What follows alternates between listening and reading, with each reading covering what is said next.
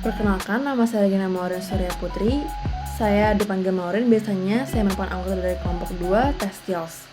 Sebagai PIC pertama, saya bertugas untuk membuat sebuah kuesioner di Microsoft Forms yang berhubungan tentang penelitian kelompok kami.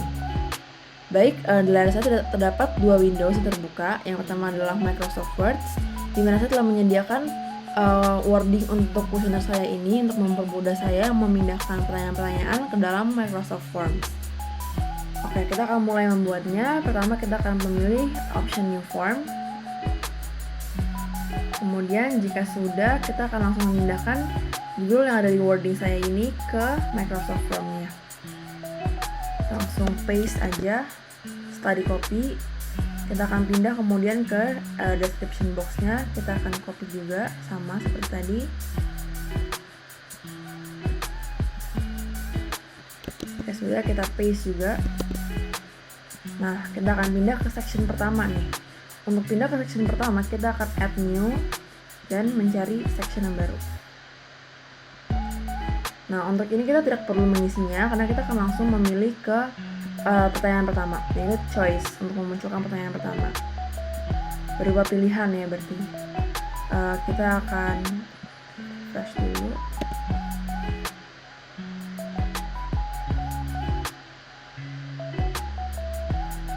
Kemudian kita akan langsung mengisi pertanyaan pertamanya, akan kita langsung copy dari wording yang sudah ada.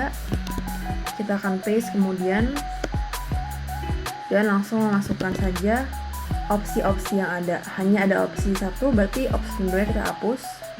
Kita masukkan yaitu jawabannya pernah atau sedang. Jika sudah, kita akan lanjut ke pertanyaan kedua. Kita add new, kita pilih lagi yang choice karena masih berupa pilihan pertanyaannya. Kemudian kita copy lagi untuk question keduanya. Kemudian kita paste lagi. Kita masukkan saja langsung opsi-opsi jawabannya. Kita copy, kita paste. Kita rapikan dulu. Kita copy lagi.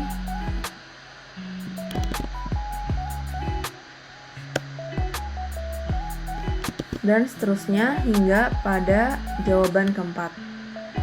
Saya tidak akan meragakan semuanya karena akan makan waktu. Kemudian kita langsung beralih ke question 3. Sama, kita akan pilih juga yang choice. Kita masukkan pertanyaannya. Kita paste di section ininya pertanyaannya. Kemudian kita masukkan lagi seperti biasa jawabannya. Kita akan pindah ke section kedua. Berarti kita langsung aja pilih ke section add section. Section kedua ini dikosongkan, langsung aja ke pertanyaan selanjutnya. Question keempat, yaitu angkatan. Kita akan masukkan juga pilihan jawabannya 2020 dan seterusnya. Dan kita akan langsung masuk ke pertanyaan kelima, add new. Karena jawabannya itu berupa sebuah jawaban singkat, maka kita akan pilih teks.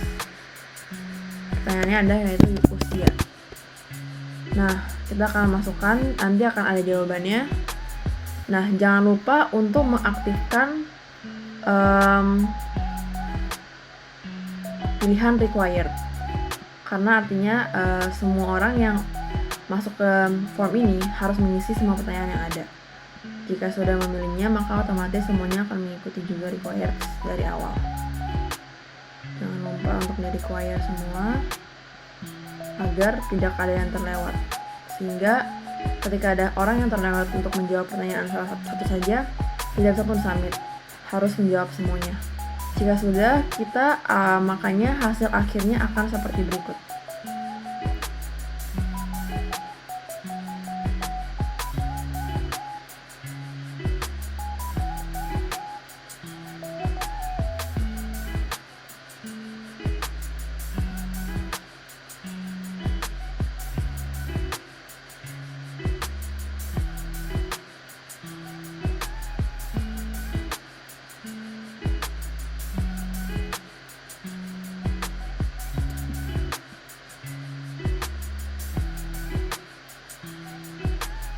Berikut adalah tampilan form yang sudah kita sebarkan ke seluruh mahasiswa matematika.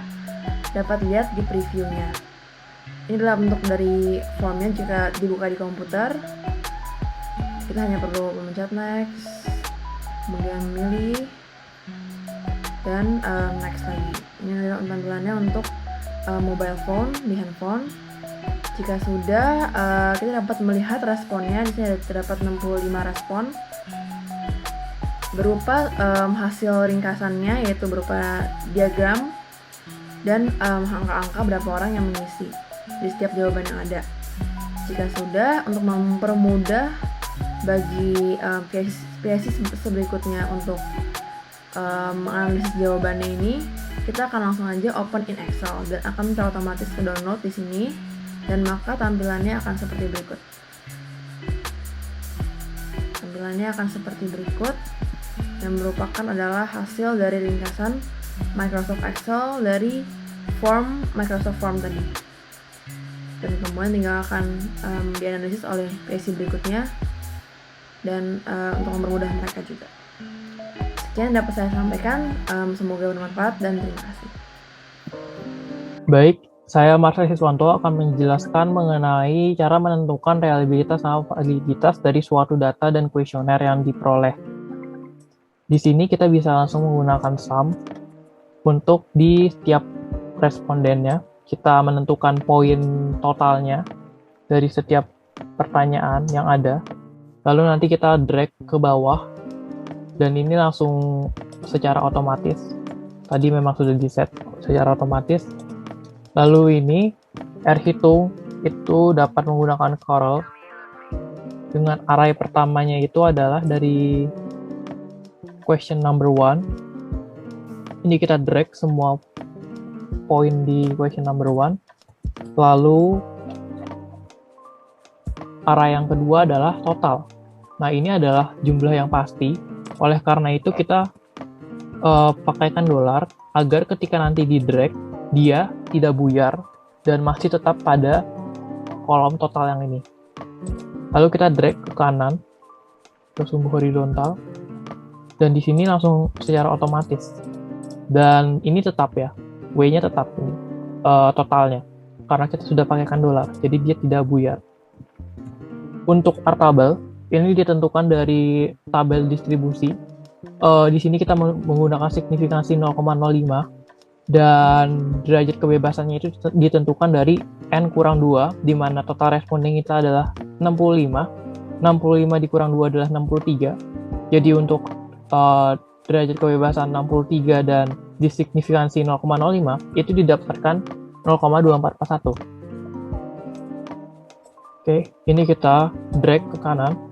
Uji validitas adalah ketika hitung lebih besar daripada R tabel, maka dia dapat dinyatakan sebagai valid. Oleh karena itu, kita bisa menggunakan if statement.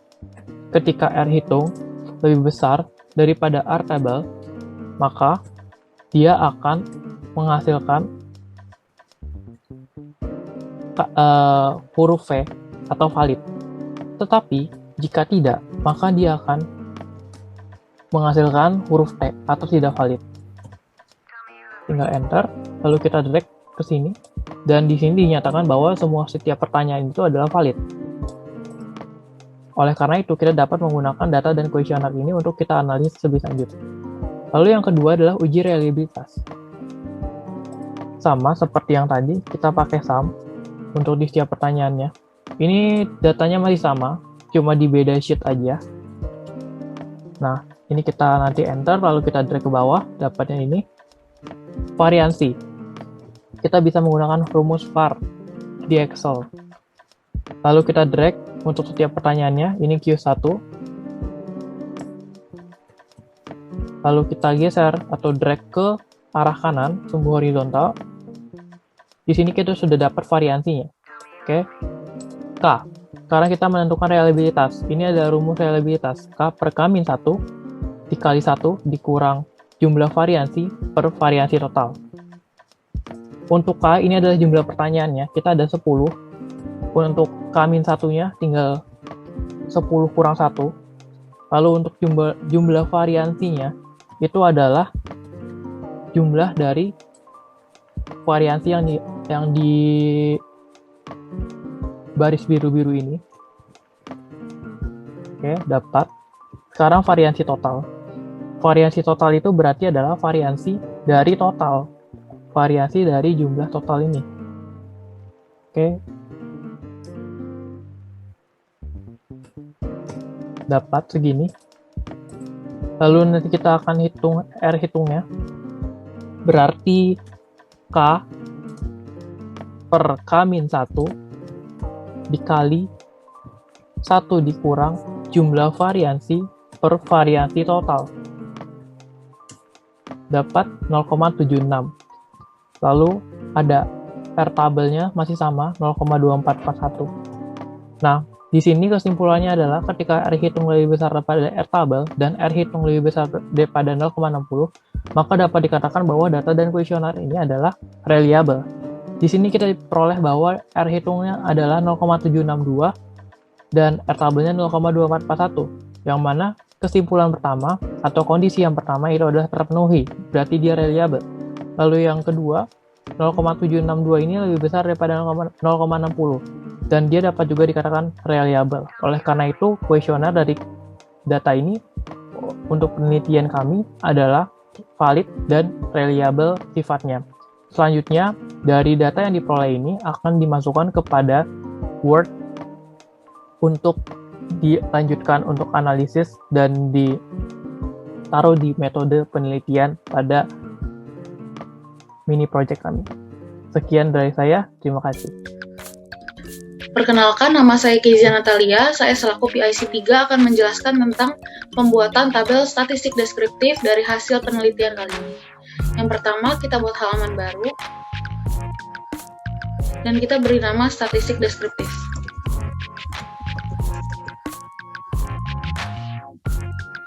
Selanjutnya pada sel A1 juga kita beri nama statistik deskriptif.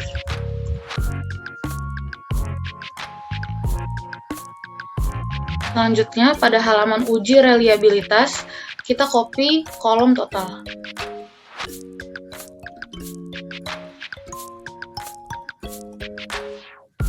Lalu kita paste di halaman statistik deskriptif menggunakan paste spesial yang paste value lalu values and number formatting. Setelah itu kita klik rata tengah dan kita berikan border. Lalu untuk membuat tabel statistik deskriptifnya kita klik data, lalu pilih data analisis. Setelah itu pilih deskriptif statistik. Setelah itu kita blok kolom total yang tadi kita telah copy.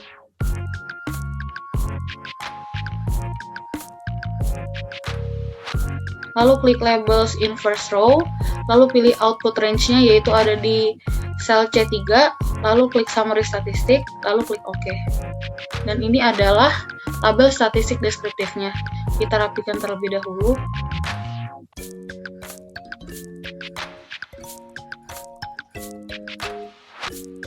Lalu kita berikan border.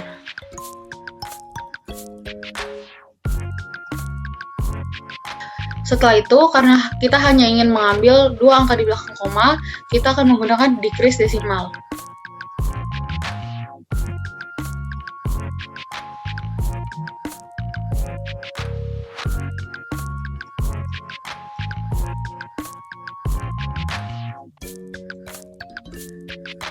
Demikian tabel statistik deskriptifnya. Terima kasih. Halo semuanya, saya Imadi Adi Darmaningrat sebagai PIC keempat dari kelompok 2 akan menjelaskan tentang bagaimana cara teknis di Microsoft Word untuk membuat tabel dan memberikan label atau caption pada tabel tersebut. Langsung saja, sebagai contoh ini ada tabel 3.3.2, tabel yang berada pada bab 3, ini memiliki 2 kolom dan memiliki 6 baris. Ya. Lalu pada dokumen ini saya akan mencontohkan untuk membuat tabel tersebut. Kita pilih insert, table, sesuai ukuran yang kita inginkan, 2x6 dalam kasus ini. Nah, sesuai kali ini. Nah, dan ini kita bisa menyesuaikan letaknya. Sudah seperti ini contohnya. Lalu agar lebih cepat kita copy dulu yang ini. Agar tidak bisa mengetik datanya lagi. Ini kita memiliki contoh tabel ini. Bagaimana cara memberikan nama pada tabel ini? Kita pilih reference. Kita harus blok dulu ini. Lalu insert caption. Dan ini label karena akan membuat nama baru tabel. Ini 3.3.2. Oke. Nah, nanti satunya akan mengikuti nama. Lalu di mana letaknya nama ini akan diletakkan, di atas atau di bawah? Kita pilih di atas. Oke. Lalu dapat nama ini, nama tabelnya kita customisasi di kolom home di tengah. Ini apa, besarnya berapa, dan warnanya seperti ini. Sudah jadi contoh pertama. Contoh kedua, kita memiliki tabel pada lampiran A, tabel pertanyaan kuesioner, tabel ini. Bagaimana cara membuatnya? Sama seperti tadi, dalam kasus ini 2 kolom dan 7 baris. Insert tabel 2 kali 7, kita sesuaikan ukurannya, pembatasnya nomor seperti di tabel ini. Lebih cepat kita copy dulu, dapatkan tabel seperti ini. Ini ada checkbox, bagi yang belum tahu itu bisa didapat dari developer. Lalu ini checkbox, namun itu ditambahkan manual. Bisa pergi ke file, option, lalu customize ribbon, lalu pergi ke developer. Ini harus dicentang. Oke, lalu nanti developer akan muncul dan bisa tambah ini.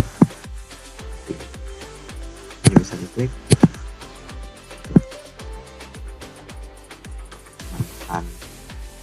table, option, bisa klik ini, select tabelnya, reference, insert caption, atau saat titik ya. Oke. Lalu di mana kita akan meletakkannya? Di atas dari tabel ini. Klik oke. A titik 1. Tuh, customisasinya bisa di home seperti tadi. Terakhir, saya akan mencontohkan untuk membuat tabel pada lampiran B, respon subjek penelitian. Terdapat banyak sekali ya kolom. Ini bisa kita dapatkan di data Excel jika sudah punya, atau nanti kita bisa buat manual. Jika kita membuat dari Excel, kita tinggal copy ke file Word. Lalu tabel akan jadi, dan kita akan sesuaikan ukurannya. Dan warnanya mungkin juga seperti ini, lebih cepat. Atau bisa kita buat manual di insert table ini. Tapi karena tidak memungkinkan di sini, kita buatnya manual. Masukkan insert table, masukkan jumlah ini. Contoh ini, jadi ukurannya. Warna hitam, lalu kita datanya lebih cepat. Yang ini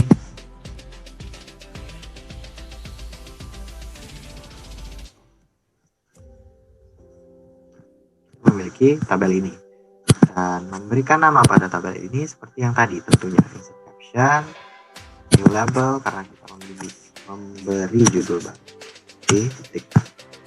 Oke. Ini muncul judul B.1 karena pertama. Lalu pilih di atas karena kita ingin di atas tabel judulnya. Oke. Muncul ini bisa isi.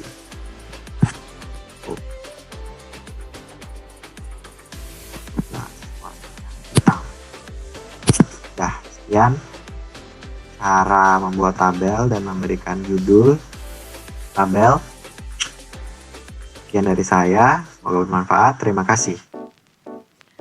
Perkenalkan, saya Chelsea Vanessa Lauren. Di sini saya akan menjelaskan bagaimana cara membuat tabel di Microsoft Word dan juga cara memberikan caption di Microsoft Word. Nah, pertama kita klik Insert, lalu kita klik Table. Kita akan membuat tabel 3x4, lalu kita ubah formatnya dengan spacing 1,5.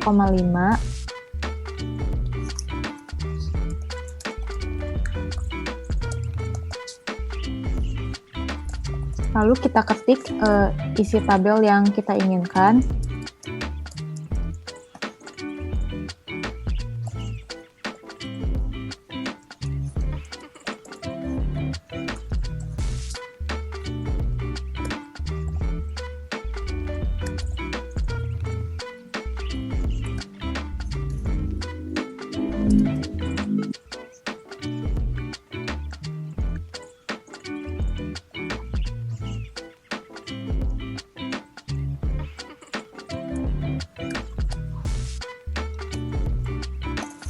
Lalu kita blok semuanya, lalu kita center text agar lebih rapi dan juga judul pada setiap kolomnya kita bold. Nah, lalu untuk menghilangkan garis-garis di tengahnya, kita klik ke Table Design, lalu di sini kita klik No Border, lalu akan muncul pen seperti ini, lalu kita tarik pen ini di garis yang ingin kita hilangkan. Seperti ini. Kita tarik, lalu kita klik, garisnya hilang. Nah, lalu bagaimana cara kita insert caption? Nah, pertama kita klik tabelnya, lalu kita pergi ke references, lalu insert caption. Nah, karena di sini tabel berada pada bab 4, maka kita akan beri label tabel 4.1. Nah, secara otomatis akan muncul angka 1 di sini karena ini merupakan tabel pertama yang kita insert. Nah, lalu kita berikan judul tabel tersebut.